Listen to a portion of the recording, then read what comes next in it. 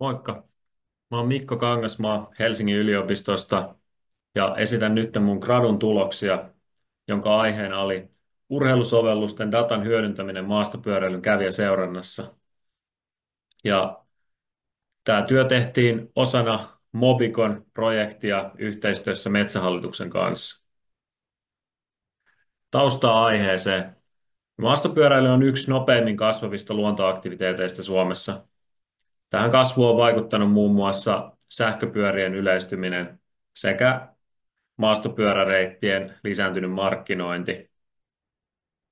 Ja maastopyöräilyn tehokas hallinta tarvitsee pohjakseen seurantatietoa.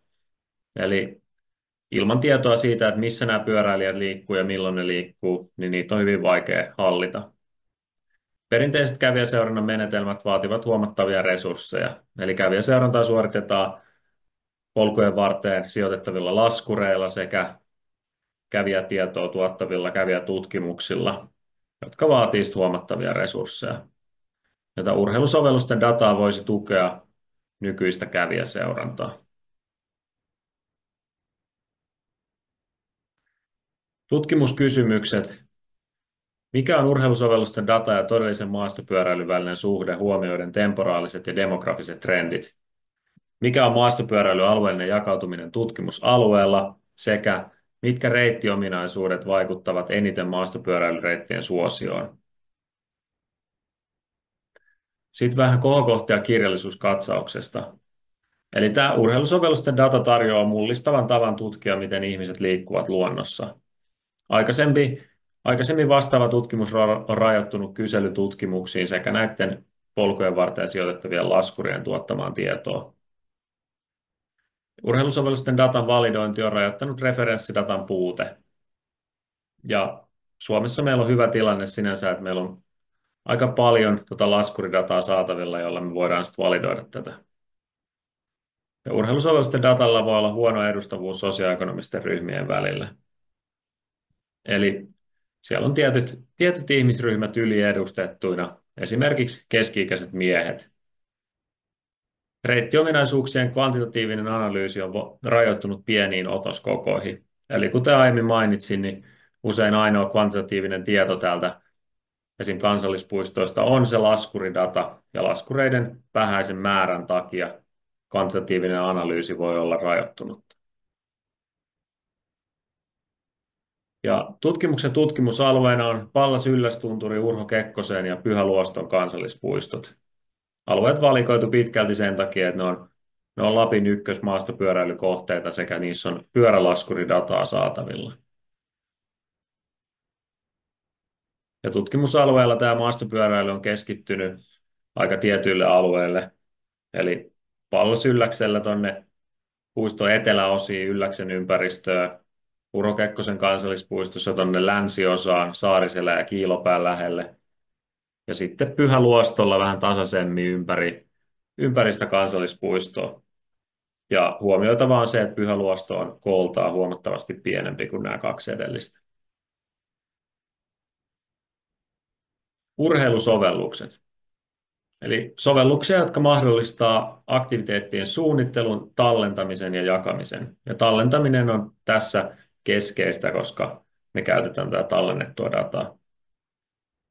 Ja näitä sovelluksia on todella paljon erilaisia, joissa kaikissa on aika lailla sama toimintaperiaate. Ja sovellukset, joita tässä työssä käytetään, on Strava ja Ride with GPS.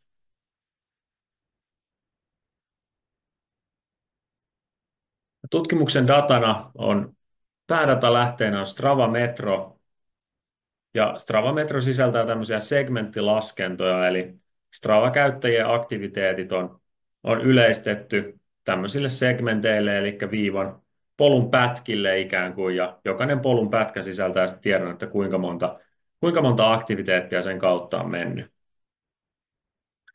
Sen lisäksi laskuridata, jossa on erotettu pyöräilijät, 19 kappaletta laskureita yhteensä. Sitten Ride with GPS, joka sisältää ihan prosessoimattomia GNSS-jälkiä. Sen lisäksi lisäaineistoja, kuten korkeusmalli, maanpeite, tuvat ja laavut sekä reittien vaikeusasteet. Ja sitten tulosten validoimiseksi suoritin myös asiantuntijahaastatteluita. Sitten metodeihin. Eli Strava ja laskuridatan vertailu suoritettiin kuukausittaisille arvoille vuosien 2021 ja 2023 välillä rajoittuen tähän kesäkauteen, sillä laskurit toimii vain kesäkaudella. Eli Strava-segmentti on liitetty sitä vastaavaan laskuriin paikkatietoliitoksella, jolloin me saadaan tietokanta, jossa on arvo Stravalle sekä laskurille. Ja korrelaatioanalyysillä verrattu niiden suhdetta toisiinsa. Rasterikartoitus mahdollistaa sen, että pystytään vertailemaan näitä kahta datalähdettä toisiinsa. Eli datalähteiden arvot on yleistetty rasteripinnalle, jolloin saadaan rasteripinta, jossa on arvoja 0 ja 1 välillä. Lisäksi tehtiin tämmöinen päällekkäiskartoitus näiden datalähteiden välillä. Tämän jälkeen Strava-data rikastettiin näillä selittävillä muuttujilla. Eli jokainen Strava-segmentti sai tiedon reittistatuksesta, siitä onko se osa virallista maastopyöräreittiä vai ei. Lisäksi vaikeusaste ladattu trailmap.fi-nimisestä palvelusta. Sen lisäksi maanpeite, segmentin kaltevuus ja korkeus johdettu rasteridatasta. Ja lopuksi vielä etäisyys Linnuntietä keskuksiin, kahvilaan, ravintoloihin, tupiin ja laavuihin laskettu jokaisen segmentin keskikohdasta. Tämän lisäksi Strava-data sisältää myös keskinopeuden, jota myös käytettiin tässä analyysissä. Reittiominaisuuksien analysointi suoritettiin yleistetyllä lineaarisella regressiolla, joka mahdollistaa tämmöisen ylijakautuneen laskentadatan mallintamisen. Ja kuten näkyy tuosta histogrammista, niin suurin osa tämän Strava-data-arvoista on tuolla arvojen alapäässä, eli 5-10 välillä, mutta sitten on myös segmenttejä, joissa on jopa 8000 laskettua pyöräilijää.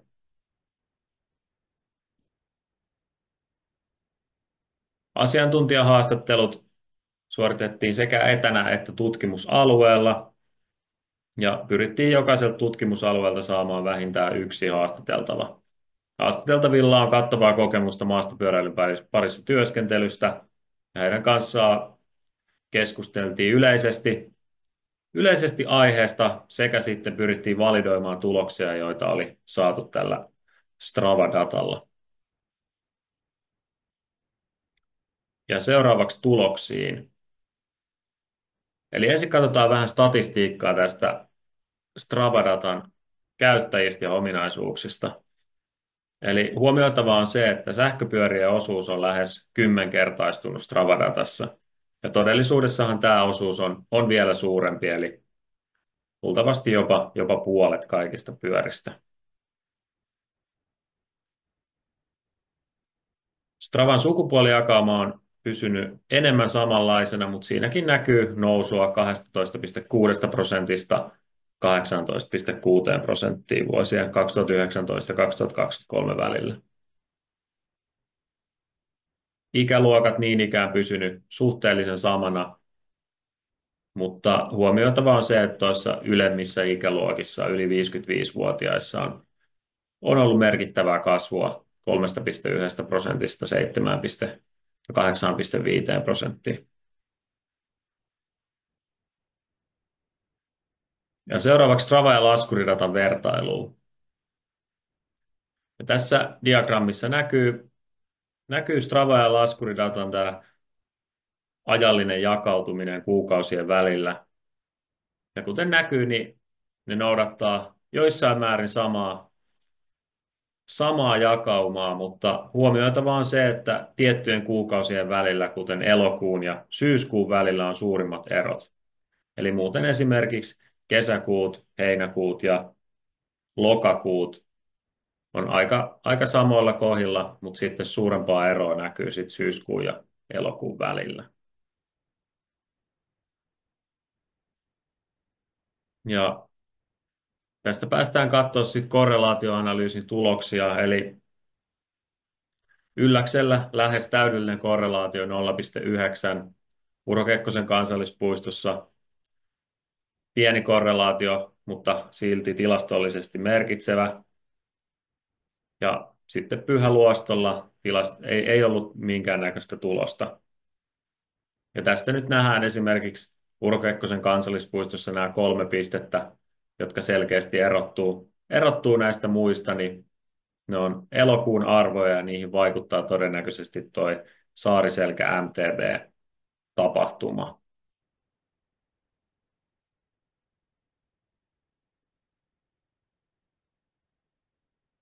Seuraavaksi katsotaan sitten Stravan osuutta laskuridatasta.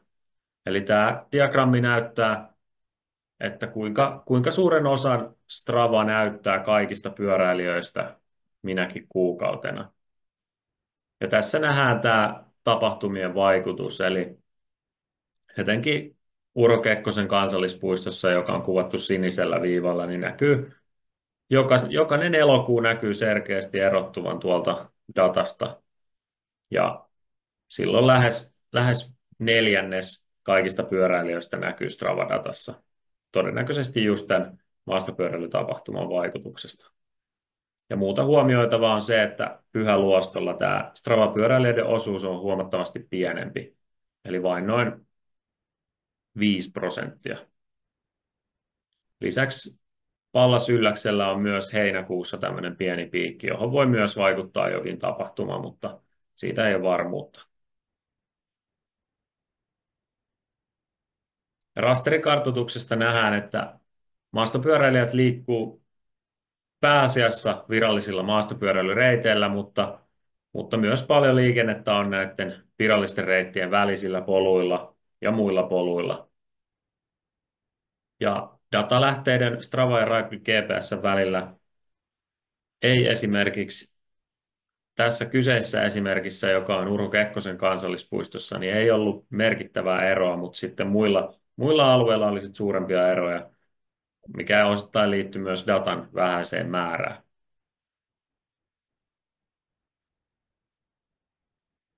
Ja päällekkäiskartoituksesta nähdään sitten tarkemmin näiden datalähteiden välisiä eroja.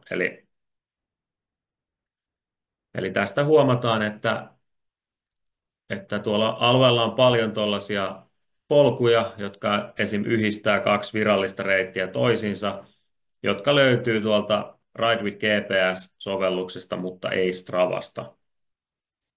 Eli Stravan tämmöiset segmenttilaskennat, niin ne on rajoittuneita siihen polkuverkostoon, ja sieltä ei tosiaan kaikkia polkuja löydy. Ja regressiomallinnuksesta selviää, että tärkeimmät pyöräilyn suosioon vaikuttavat tekijät on keskinopeus, eli joka kerta kun keskinopeus nousee 1 metrillä sekunnissa, niin pyöräilijöiden määrä nousee noin 70%. Ja sitten taas reitin vaikeusaste laskee pyöräilijöiden määrää noin 20% jokaista sen arvon nousua kohden. Eli korkeamman vaikeusasteen reiteillä on vähemmän pyöräilijöitä. Lisäksi sitten etäisyys tupiin ja laavuihin vähentää pyöräilijöiden määrää. Ja sen jälkeen tehtiin lisää efektiä, jotta pystytään katsoa eroja näiden kansallispuistojen välillä. Ja mitään suuria eroja ei löytynyt, mutta keskinopeudella oli hieman pienempi vaikutus Stravan arvoihin Urho Kekkosen kansallispuistossa ja etäisyyden laavuihin niin ikään pienempi vaikutus Urho Kekkosen kansallispuistossa. Ja rinteen kaltevuudella oli negatiivinen vaikutus Pyhäluostolla.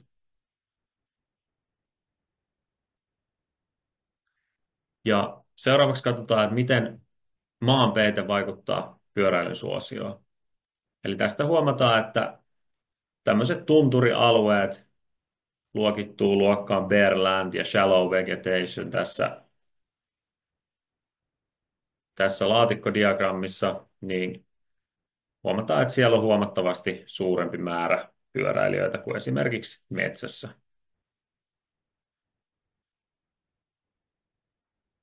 Ja niin ikään reittistatus vaikuttaa pyöräilijöiden määrää, eli lähes 10 kertaa enemmän pyöräilijöitä virallisilla reiteillä kuin muilla reiteillä.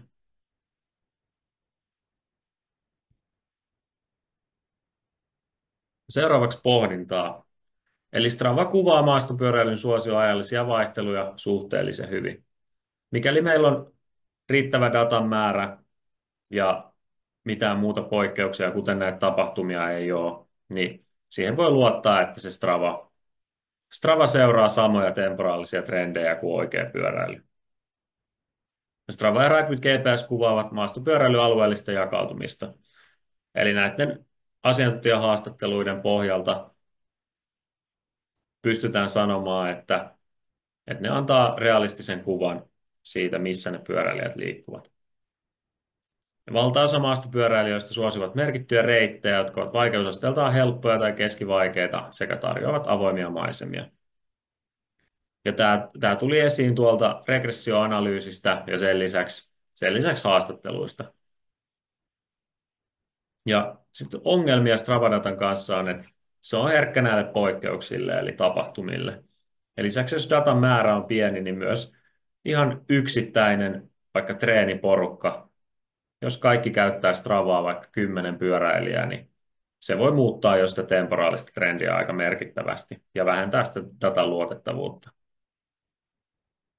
Ja tämä Stravan yleistetty segmenttidata voi piilottaa yksityiskohtia pyöräilijöiden alueellisesta käyttäytymisestä.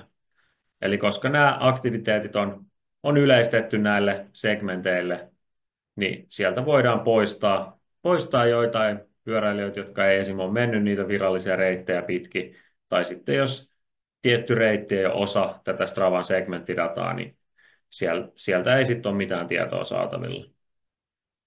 Ja Stravan yksityisyyden suojakäytännöt voivat rajoittaa sen laskentatarkkuutta merkittävästi. Eli Strava pyöristää nämä laskennat 5 väleihin, eli jos on alle 3 pyöräilijää reitillä, niin se pyöristyy nollaan ja sitten sen jälkeen 5 ja 10, 15 ja näin edespäin. Ja mikäli Strava näyttää esimerkiksi 5% kaikista pyöräilijöistä, kuten Pyhäluostolla, niin silloin tämä voi vaikuttaa todella merkittävästi siihen laskentatarkkuuteen. Lisäksi tämmöiset kasuaalit maastopyöräilijät ovat aliedustettuina, eli Strava-käyttäjistä suurempi osa on tämmöisiä aktiivisia maastopyöräilyharrastajia, ja tämmöiset kasuaalit maastopyöräilijät, jotka käyttää esimerkiksi vuokrapyöriä, niin he ovat aliedustettuina täällä datassa. Ja lopuksi vielä mainittava, että reittimieltymysten arviointi pelkällä kvantitatiivisella datalla voi olla haastavaa. Eli siihen, minkä takia ihminen menee tietylle reitille, niin sen takana on paljon paljon eri tekijöitä, ja se voi olla haastavaa saada näitä selville pelkästään kvantitatiivisesta datasta.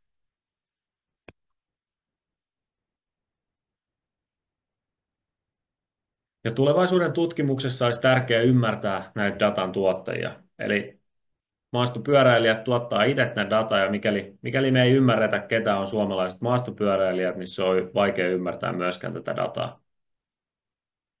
Lisäksi usean massadatan lähteen yhtäaikainen käyttö voi lisätä datan edustavuutta sekä kasvattaa datan määrää.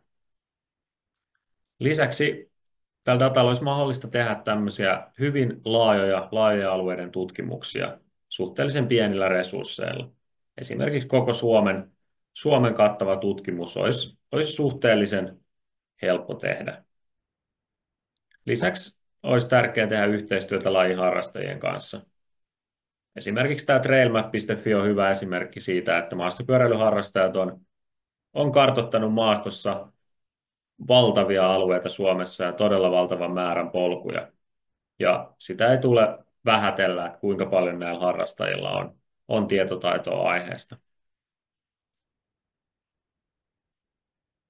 Eli maastopyöräily on muuttumassa tällaisen rajatun joukon harrastuksesta tavalliseksi luontoaktiviteetiksi.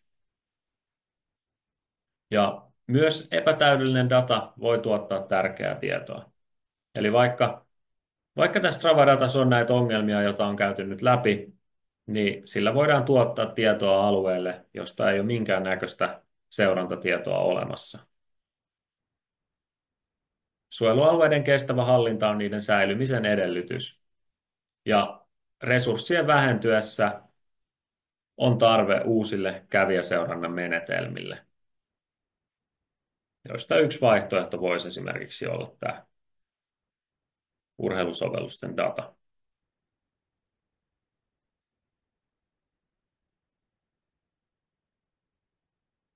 Kiitos.